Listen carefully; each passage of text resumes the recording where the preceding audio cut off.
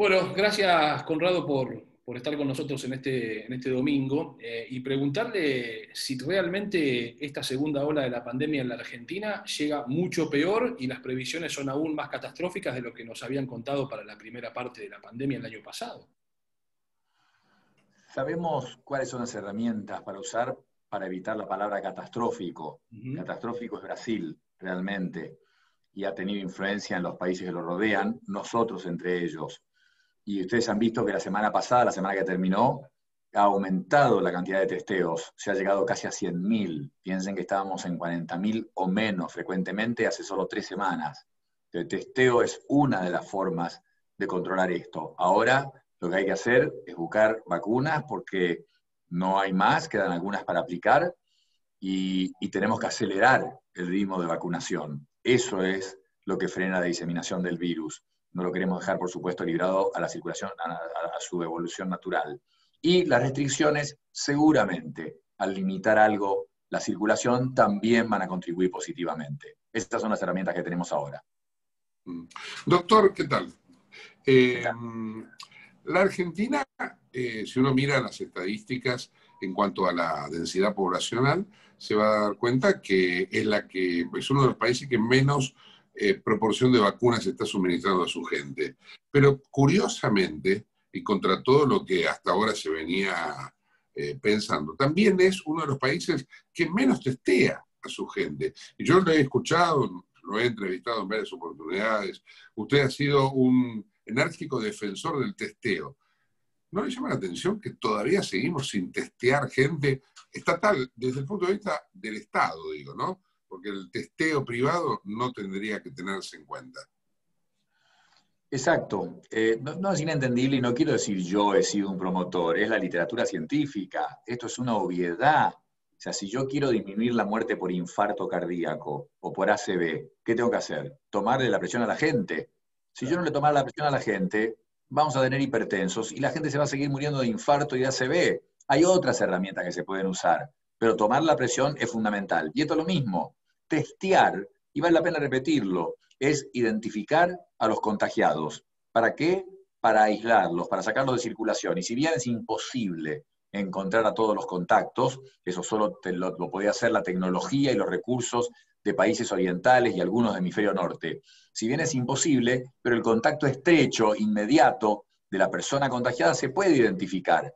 Entonces, quedarnos con 200.000 test por millón de personas, que es lo que tenemos en este momento, cuando uno ve países razonablemente comparables que hacen 1.000.000 de test, han hecho 1.000.000 de test por millón de personas y muchos han hecho 2, 3, 4 millones de test por cada millón de habitantes. Chile tiene testeado el 60% de la población, nosotros 20% en este momento. Entonces, bueno, por eso empecé diciendo qué buen auspicio, qué bueno ver que se ha llegado a 90.000 test por día últimamente, con estos casos de 24.000 el viernes pasado, el jueves, porque eso indica que se está aumentando. Y cuidado con lo de privado, porque se aprobó en Estados Unidos recientemente el test de antígeno, que se va a hacer de venta libre en las farmacias, y eso puede llegar a cambiar, y no es exagerar, puede cambiar el curso de la pandemia, sobre todo en los países que no tengan vacunas suficientes. Porque si testean lo suficiente, si las personas pueden tener en su casa test y hacerse 2 veces por semana, o si las empresas a los empleados pueden testearlo 2 veces por semana, en un test comprado en forma libre y que siempre el costo es menor que el de un enfermo, eso puede contribuir muy significativamente. De hecho, en el Reino Unido se hace 1.200.000 test por día. La mitad son PCR, pero la mitad son estos test rápidos de 15 minutos de antígeno. Si hubiera más testeos, ¿se podrían haber evitado, por ejemplo, las últimas medidas que anunció el gobierno a partir del viernes? Bueno, digámoslo claramente, cada herramienta, hay muchas herramientas y nadie tiene un extremo de una, entonces se usan varias y hay que balancearlas, eso es lo que no hemos podido hacer, pero digámoslo para, exagerando un poco, si uno tuviera un testeo ilimitado, no tendríamos curva, no tendríamos segunda ola, habríamos cerrado la primera ola rápidamente, es como decir con lo del aislamiento. Nueva Zelanda cierra el país 7 semanas, el año pasado, al principio de la pandemia, Sí. cortó la pandemia, nunca más tuvo pandemia, porque hizo un cierre dramático, estricto, prolongado, 7 semanas. Pero el ahorro de dinero fue sideral. Lo del testeo es lo mismo. con un testeo, digamos, para decir para la Argentina, 600.000 test por día, probablemente no tendríamos la ola, porque estaríamos identificando la mayoría de los infectados. La positividad que estos días ha dado entre 25 y 30%, es decir, que de todos los test que se hacen, el 25 a 30% son positivos, eso es muchísimo. Que una de cada 3 personas prácticamente, una de cada 4 sea positiva, eso me está diciendo claramente que no estoy pescando a nadie, que se me escapan muchísimos infectados. Ahora, cuando yo llego a 5% de positividad, que solo el 5% de los test que hago son positivos, eso quiere decir que estoy encontrando a casi todos los infectados y por lo tanto no hay gente infectada contagiando gente en la comunidad. O sea que sí, con testeo en un extremo, bueno, Islandia no hizo nada más que testear. Empezaron a testear un mes antes, y no importa que sean pocos, porque en Papúa Nueva Guinea no son tantos, y hay un desastre en este momento, o los indios Navajo en Estados Unidos fueron devastados, y no es una comunidad numerosa. Así que no es que porque sean pocos lo pudieron hacer, es porque lo hicieron muy bien. En Islandia empezaron a testear un mes antes de tener el primer infectado. Sí, el testeo es fundamental. Ahora, teniendo en cuenta que testeamos mal, es un hecho. Pasamos a la fase de vacunas. Entonces, teniendo en cuenta que las vacunas tampoco estamos funcionando muy bien en temas vacunas. La pregunta pasa entonces por todas las previsiones que se toman para esas carencias que estamos evidenciando. Entonces, por ejemplo, el viernes empezaron las medidas restrictivas y a mí me llamó la atención, doctor, no sé si usted ha repasado, por ejemplo, el transporte público, uno de los puntos donde dicen que es el factor número 1 de contagios. Se tomaron medidas restrictivas en cuanto a los servicios. Aplicaron servicios de emergencia tipo feriado. Pero entonces la cantidad de gente que tenía que ir a trabajar se duplicó o se triplicó en virtud de esa unidad a la cual tenían que ir. Yo digo, no hubiera sido mejor desde el punto de vista del Estado, ¿no? Haber proporcionado los medios para que, por ejemplo, haya una quintuplicación del transporte público, de manera que se pudiera mantener la distancia entre unos y otros para no contagiarse. Me da la sensación de que se hace todo al revés o mal.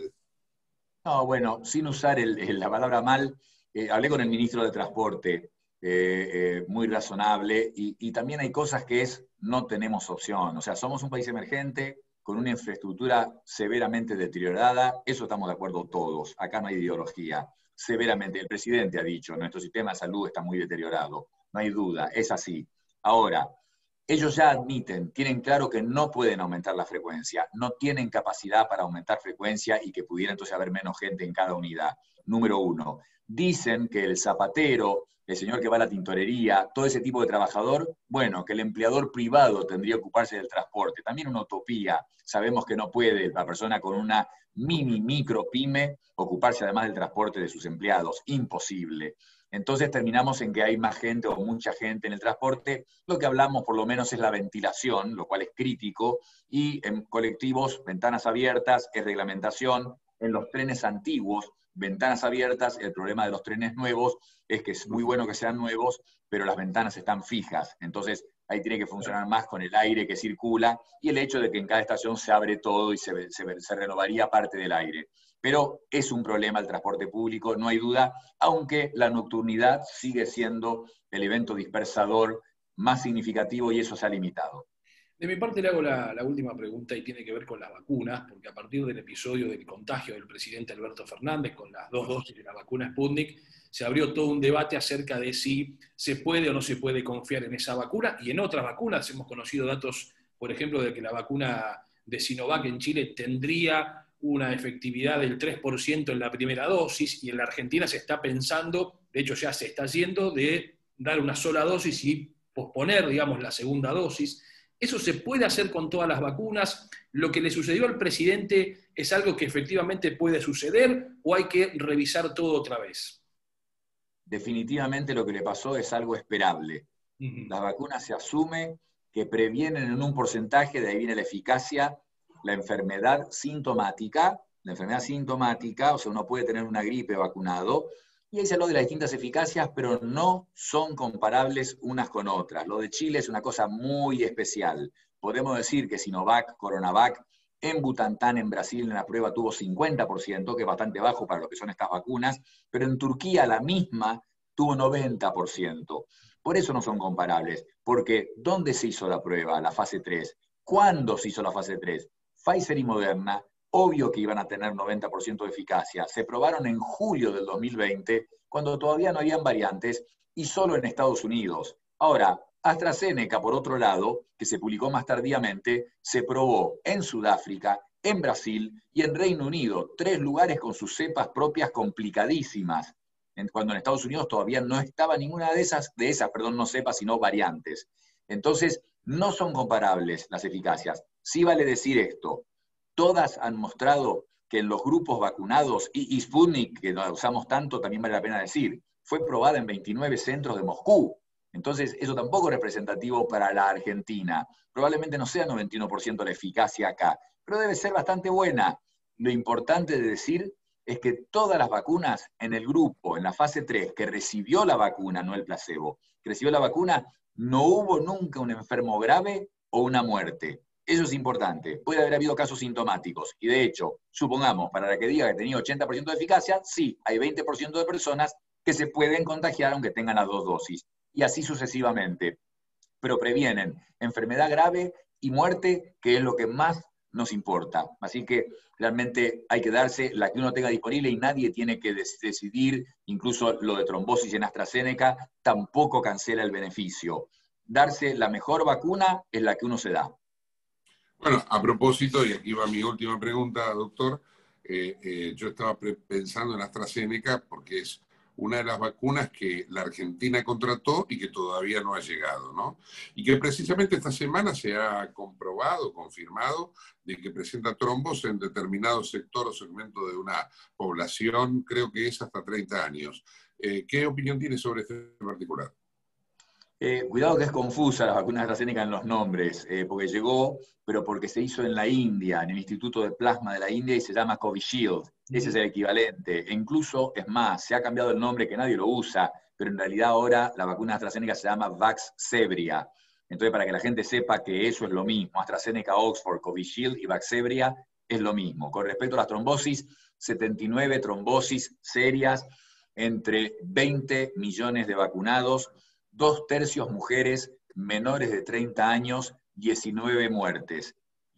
Puede haber una causalidad en que la vacuna cause anticuerpos que estimulan células de la sangre que forman coágulos y causan la trombosis. Pero yo le diría fuertemente, primero, que está estudiado y el beneficio supera amplísimamente el riesgo. 79 en 20 millones, saquen la cuenta, es un riesgo ínfimo. Y por otro lado, yo creo que a las 19 muertes puede haber habido negligencia, porque la persona tiene síntomas cuando ocurre una trombosis, se hincha una pierna o un brazo, duele la cabeza extremadamente, aparecen moretones en el cuerpo, dificultad para respirar. Si la persona se atiende rápidamente, se puede diagnosticar la trombosis y tratarla. Doctor, muchas gracias. Gracias a ustedes. Gracias por el llamado. Gracias, Conrado. Hasta luego. Hasta luego. Buenas noches. Chao. Adiós.